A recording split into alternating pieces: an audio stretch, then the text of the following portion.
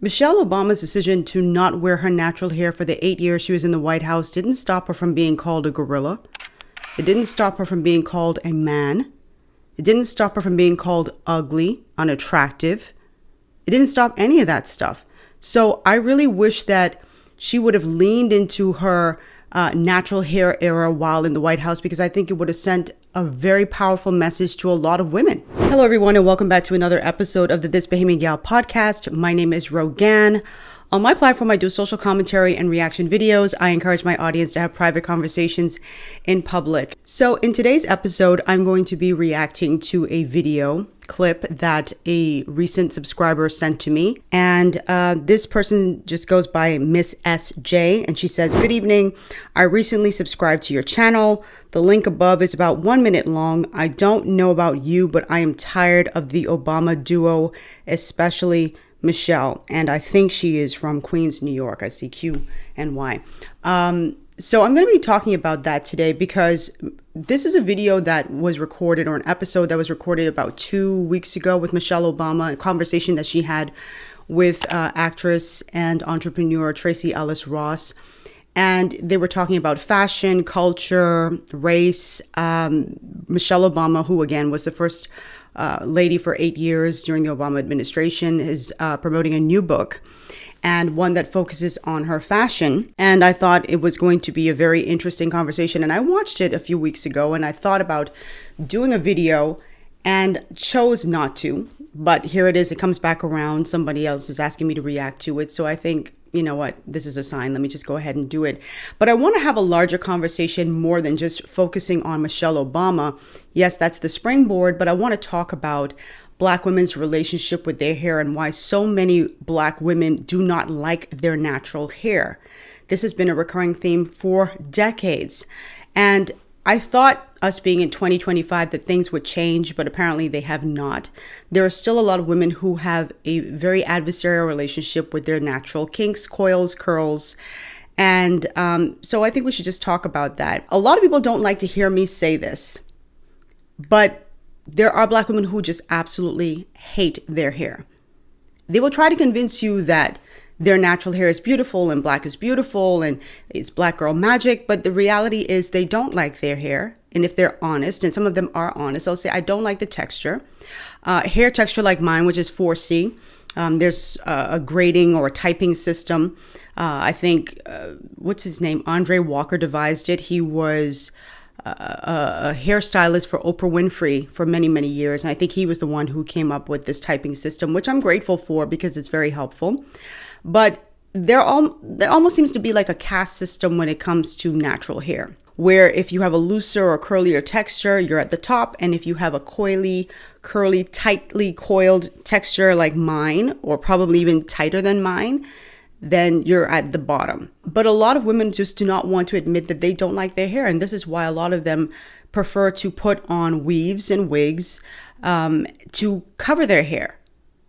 And they will swear up and down that they don't have an issue with their hair, that they love their hair, and it's just a protective style. But nothing is being protected, because if you've been watching some of the videos that I've done, particularly this video up here or here, you watch that after this video, you'll see what some of these women are doing, like just not even washing their hair, not caring for their hair, because they are putting more focus on the external, the weaves and the wigs that are covering it, because it gives them like some sort of boost, some energy boost, and some thought that they look better. They're much more beautiful with a wavier or straighter texture, and it happens all the time. So let's jump in. Let me explain something to white people.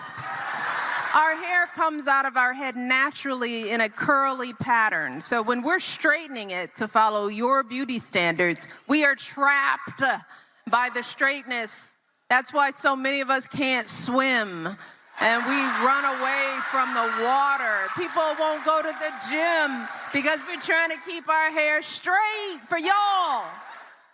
It is exhausting, and it's so expensive, and it takes up so much time.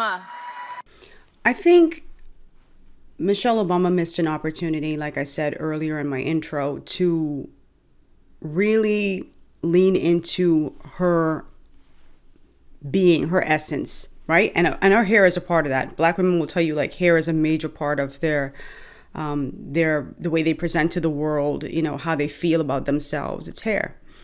Michelle Obama had a lot of firsts when she was inside of the White House, right? I remember her not being shy about showing her arms. As a matter of fact, in 2008, after Obama was elected and she was taking her first, or rather 2009, when she took her first, her portrait for the White House, her first lady portrait, she wore a beautiful black chic dress with pearls, I believe. Her hair was straightened and her arms were out. And I remember there was a lot of controversy at that time because people were like, oh, this is so unbecoming for a first lady to be showcasing her arms. And I thought, to hell with them. This lady has great arms. Why not show it? Just because other first ladies hadn't shown it. She looked classy. She, she looked regal to me. And so I didn't have an issue with her showing her arms. And to me, if she were in that headspace where she's like, I got great arms, I'm going to show my arms, and I know that's not what they're doing or what they've done, but this is what I'm going to do, then why not have that same mindset, that same energy, that same mentality when it comes to her hair to say, you know what? America elected a black president. America knew Barack Obama is black. They knew that he was married to a black woman with black daughters. So why would there be an expectation, just because they may have seen her on the campaign trail with straight hair, that would always be the case? Why not showcase the braids? Why not showcase twist outs or her natural hair? Why not? It would have, for me, to be able to see someone in the highest office in the land stepping into the fullness of who she is and not being ashamed or shy about her hair would have signaled so much for a lot of young black women and maybe even older black women, because they would have been like, oh my God, Michelle Obama is so fly. She is so fine. She looks so good, and she's the first lady and she's rocking her natural hair. I can do that too.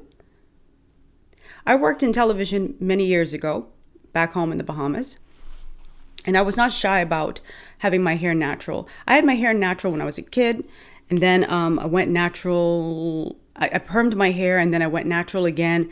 And then I remember going on a job, and I'll get back to the television part, but I remember going on a job when I was working in finance, and I got this job and I was so excited.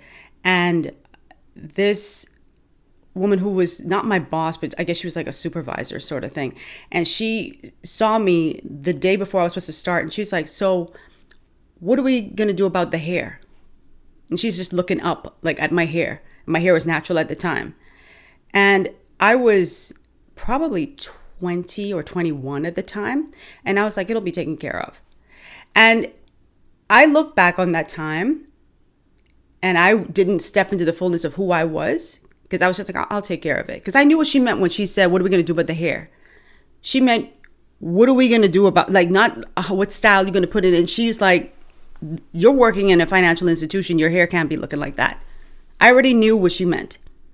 Right? And the thing is, I was looking at her hair like, because she had one big track right here, which you could see it was lifting up. And I was looking at her like, what you doing with your hair? Midnight train to Georgia hair. I got to go. She focusing on my natural hair, and she got a big old track that looked so unkempt. But she had an issue with my hair. Back to when I was working on television. This is an aside, and I have to share this story. I was wearing braids, and I'd only had them in for like 2 weeks, but I was going on TV several times a week. And I remember my then boss, after a show, an early morning show, said, hey, can you step inside of my office for a minute? And I was like, sure.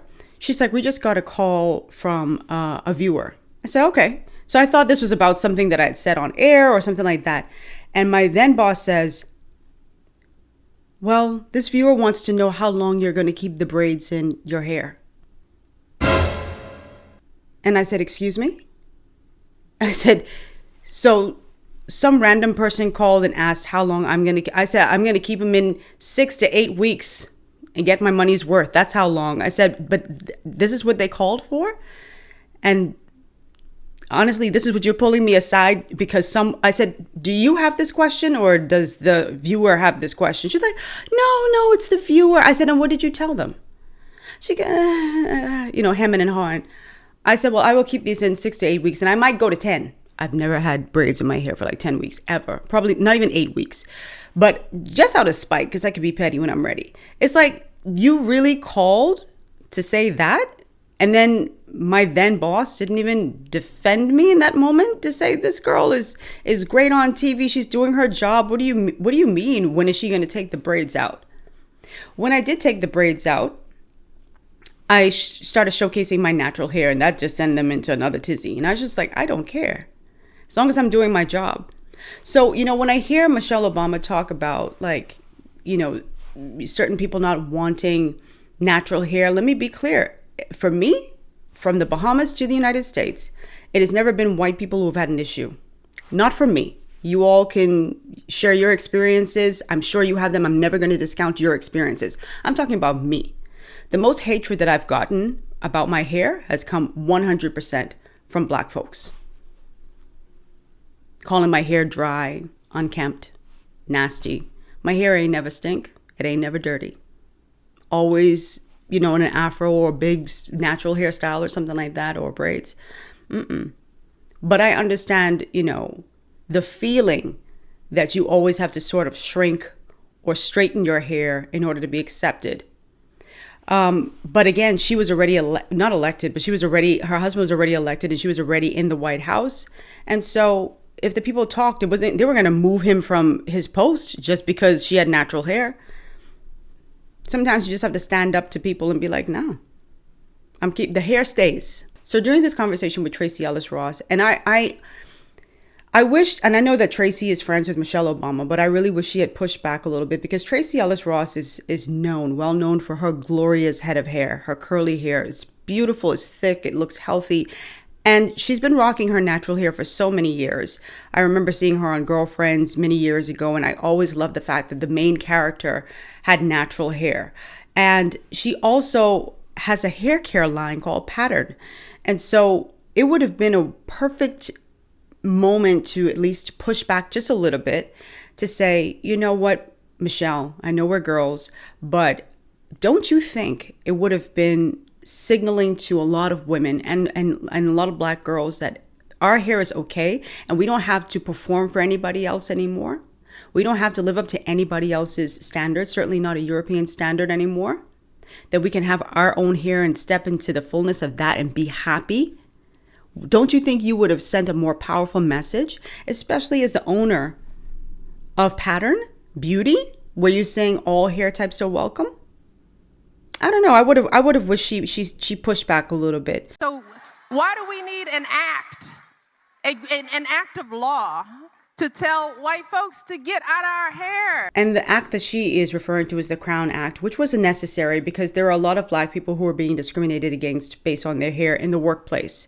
Being told, like how I was told back in the day, like, what are you going to do with your hair? That type of thing. And it's how it grows out of your hair, out of your scalp, pardon me.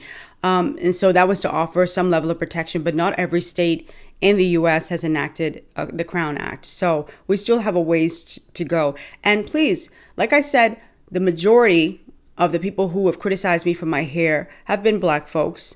That's my experience thus far. But I know that there are Black people out there who are in the workplace in some state in the U.S. and in different places as well, many other countries. And they feel as if they have to either wear wigs or weaves or straighten their hair in order to be seen as presentable or seen as professional. That word always comes up like that. Your hair is not professional. As if my hair growing out of my scalp the way it does is unprofessional. So I certainly understand that. There was a YouTuber, and I think I'm going to find it and I'll just put it in here, but he donned a white or a blonde ridiculous wig and he went out like to do some street interviews and he was talking to 3 young ladies who were outside, I guess, out of a cafe or something like that. And he was asking them why they are wearing wigs, why they're wearing weaves, why don't they, rock their own natural hair. And I thought it was such a good interview. And I want you to take a listen because there are so many excuses that these women came up with. And they were quite pathetic, to be honest with you. The excuses were absolutely pathetic. I wish somebody had just been honest enough to say, I don't like my hair, and that's the end of it. Just be honest. But to pretend as if you do, and it's just a protective style, no. Take a listen. Why? Okay, so because we want. No. Why do you wear the fake hair? Because I want to. That's not the reason. But it is. We're telling you. That's not the reason. So do female twists. But with your natural hair, what's wrong with that? I still have to add extension, and isn't that? That's still. Who said you have to add extensions? I mean, I would want to. Exactly. It would look cuter. So it's because of insecurity. What? You ever seen jail braids? Yeah. Imagine going out in public in jail braids. Okay, so what's wrong with that? It's not. It looks. Let's be for real though. Like it looks crazy. Like No, let's it be doesn't. serious though. Let me see yours. Oh! So what is wrong with wearing your hair naturally? There's nothing wrong with it, but like you can choose to change up your hairstyle by putting wigs on. They use wigs for protective hairstyles to grow their hair. No, but it doesn't grow your hair. The best way to grow African American hair is by leaving it alone. So people use wigs to grow their hair. Protective hairstyle. Okay, but think about it. If you shave your hair off every single day, it's going to continue to keep growing. So what you put on top of your head does not help it grow. You can't walk around like that. As a white person, you would want us to look wild and you look fly. What if a white? What do you mean, look fly? Like you can have your hair straight and we look like. So you're saying white hair looks fly, but black hair doesn't look fly? You know, there are some black women who will say that the reason why they don't rock their natural hair is because it's just very difficult to maintain. I ain't got time for all that. All that deep conditioning and twisting and all that, I ain't got time for it. And it's not hard to maintain once you know how to maintain your own hair, once you take the time to learn, right? But these are the same women who will shell out $1,500 for some wig or some weave, some lace front, some bundles, some tracks, whatever. And that's just for the hair itself. And then go to the salon to get it dyed and installed. They got to melt the lace if they're wearing a lace front. They got to do all these different things to it. Bleach in the knots if it's a lace front so that it blends. And it never does. Let me just tell you. I probably have seen 2 lace fronts in my entire life that were so good I didn't even, and those both were co-workers of mine, where I was like, damn, I've never seen anybody like their wig look so good. 2 co-workers in my entire life. The rest look ratchet. But they will go through that entire process, but they won't take 30 minutes to hop in the shower and wash their hair, their natural hair, and condition it and detangle it and style it. Twist it, braid it, cornrow it, whatever, bantu knot it, whatever. They won't do that. And it's not a matter for me of natural hair being so difficult. It's because for me, it's folks just don't want to take the time to invest to learn how to take care of their hair. They just don't. I did a video that was probably almost an hour long about a year ago, if I'm not mistaken. And that video was in response to a video that had gone viral on YouTube with some African women saying, don't bring your natural hair to my event. So if I'm having an event, like your natural hair is good for picking up your children from school, but not for coming to like an event. Let me show that real quick. And there's this whole battle, natural hair versus wigs or weaves. What's your take on it? Your natural hair is good for church programs. Your natural hair is good for when you want to pick your kids at school. Oh, wow. Don't bring your natural hair to my event. I have natural hair, but I'm wearing a wig. I was so disappointed when I heard that, because that is something like, a lot of women grow up with, thinking that their hair is just is subpar, or it can't be professional, or it can't be sexy, or it can't be beautiful. And there are women who will never show their hair. Never. You'll never see their hair because they're always covering it with a wig or a weave. this whole thing for me with Michelle Obama, and I'm not one of those people who hates Michelle Obama. I have respect for her. I wish one day I get to interview her, honestly, because I can only imagine what she did go through when she was in the White House. Like I said in the intro, this woman was called out of her name more times than you can count. Even to this day, there are people who say she's a man, she's a biological man. And there are people who called her ugly and not feminine and said that she was like the ugliest first lady. Like, they said a bunch of horrible things. And that does something to people's psyche after a while.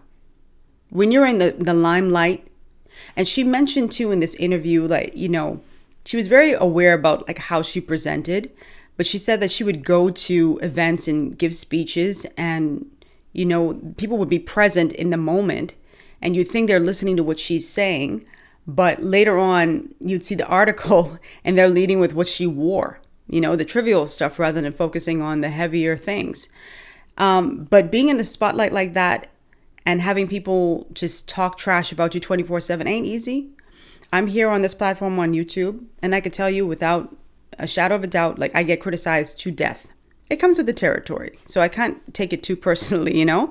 And it's not just in the comment section. Sometimes you guys come knocking on my digital doorstep, right? And you deliver your venom in my inbox. I've had people say to me, you wear too much makeup. Like, stop wearing so much makeup. I've had people say, you look like a trollop with your nose ring. Remove your nose ring. I've had a guy say, your hair looks really dry. I don't like your hair. Why don't you straighten it? Right? You'd be such a pretty girl if you straightened your hair. I don't like your outfits. Where are you filming? People always criticizing day after day after day, and it never stops. But if I changed myself and decided to perm my hair for you, remove my nose ring for you, get rid of my double chin for you, because, you know, people like to focus on my double. I've always had a double chin, ain't going nowhere, and I ain't having no liposuction. So listen to the podcast. You don't gotta hear. You don't gotta watch me. If I just stop wearing makeup for you, you molded me into what you want. Who am I at the end of the day? Who am I? And what am I willing to give up for you? For somebody who's just passing through on my channel. Even if you're subscribed, you don't own me. You don't have that kind of control over me. And if I could learn that lesson on a YouTube channel with 240 something thousand people, if I were sitting up in the White House as First Lady, y'all couldn't tell me nothing. Who mad, stay mad. And I'd make my hair even bigger just to piss y'all off. It's the contrarian in me. So, you know, I feel for her, because I'm sure I'm not going to throw her under the bus, because I've never walked in her shoes. Michelle Obama, that is. I don't know what it was like to have people make racist remarks, and they do. And they have, and they still do to this day. That will definitely play on your psyche. And I just, for me personally, would have hoped that she would push past that for herself. And at this point, you're not in the White House. Your husband is no longer president of the United States. This is now your time to shine. You're writing books. You're a multi-millionaire. You've got really famous friends. You've got influence. Why would you still be rocking? If you really wanted to show your natural hair, what's stopping you? Who's stopping you at this point? So I don't accept that. You know, I could kind of accept that, you know, there was some trepidation because of what she went through in the White House, and she just did not want this to be another thing that distracted. I still would have worn my natural hair, but I can understand it in that vein. But you've been out of the White House, 10 years now? I remember years ago, somebody did like an AI, this is before AI was really popping, right? But they did like a split screen of Michelle Obama with natural hair. It wasn't her hair, but natural hair, and one with the straight hair. And everybody commented and say how fly she looks with the natural hair. And I was like, boy, I would have loved to have seen that. But drop your comments down below. Let me know what you think about the interview. I didn't want to put too much of that interview in here, but I will put a link down below so you can watch it for yourself, because she really made some really good points too. And it wasn't just about hair, and it wasn't just about fashion. It was about her growing up in Chicago and what that was like. She went to a magnet school and just going to certain boutiques and knowing that she was being judged. People were watching her and she had to speak a certain way and look a certain way if she wanted to not attract the wrong type of attention. And I can certainly relate to that. I know many of you can as well. You go into a store. For me, there's sometimes I go into high-end boutiques and I could just sense that someone is watching, and I don't care if someone is like, oh, maybe you're just paranoid. You're not me. You're not walking in my shoes. I know what I feel. And it's always in my mind to kind of keep my hands where everybody can see. And just kind of get in and get out, that kind of way. And I've gotten to this place where I'm just like, why do I want to be in that kind of space? Why do I need to be in that kind of space if I feel so uncomfortable? I don't need to shop with you. You miss out on my dollars. Simple as that. But it was a good interview. It was a solid interview. There are things I did not agree with, and I mentioned some of that inside of this episode, but I want you all to watch it for yourself, so I'll link it down below. Thank you for tuning into this episode. I will have another one for you next week. I have been so busy, and I cannot apologize enough, because usually, like, I would like to get to the place where I'm doing like 2 episodes a week. But I am extremely busy and taking on more responsibility. And that just, I'm starting to feel a little burned out. And so I have to pace myself. So, I'll do another episode for next week. But please tune into my blog. That's another thing that's taking up a lot of my time and my energy. I put so much into YouTube that I neglected my real estate, which was my blog. thisbahamiangyal.com, and I'm changing my mindset about that. I'm like, I've got to build my house over here properly. So please, if you don't know, I'm a blogger. I was a blogger long before I was on YouTube. That is where I got my start, with this blog that I started in my home country, the Bahamas. And it is one of my favorite places, and I really just pour out my thoughts, and I think I'm super honest on my blog. I'm honest on YouTube as well, but it's like when you just feel like you kind of like just writing for yourself sometimes, you're a little bit more transparent. I'll say that much. So definitely check out my blog. Follow me on Instagram at thisbahamiangyal, on TikTok at thisbahamiangyaltbg. If you'd like to contribute to this channel, please go down below into the description box and you will see the various ways that you can contribute. If you don't have the finances right now, there are other ways that you can contribute. You can watch an ad or 2 in its entirety on my platform. How about that? You don't have to dig in your pockets. Just sit there and watch an ad or 2, and it really helps the channel a great deal. I would love to get to 300,000 subscribers. I know a lot of you come across the platform and you do enjoy it, but you don't subscribe. So I'm going to invite you to subscribe today, but only if you've been here long enough to know that I do like the content. Check to see if you're subscribed, because some of you are watching, but you're not subscribed. A lot of you come across the video, but you're not subscribed. Oh, by the way, before I go, please sign up for my newsletter. It goes out every week. You just missed one that was published on Wednesday. But sign up. It's again down below in the description box. Sign up for the newsletter. And what else? I think that's it. So I hope you guys enjoyed this episode, and I will see you all in the next one. And when you get down below in the comments section and you're weighing in, also let me know if you prefer these longer videos. Some of you have been asking for longer videos. I always assume that folks have such a short attention span that they would prefer like the videos to be like 13 minutes, 15 minutes. But if you like longer content, please let me know. I could talk now. I could talk for an hour. So let me know if you want longer videos. When I say longer videos, I'm talking like 30 minutes, 45 minutes, an hour and a half. Or is that too much for you guys? I'm coming to you. You tell me.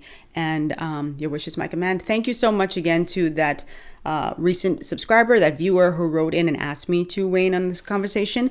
I actually enjoyed it in the end. So thank you so much, and I'll see you in the next episode. Toodles. Love me.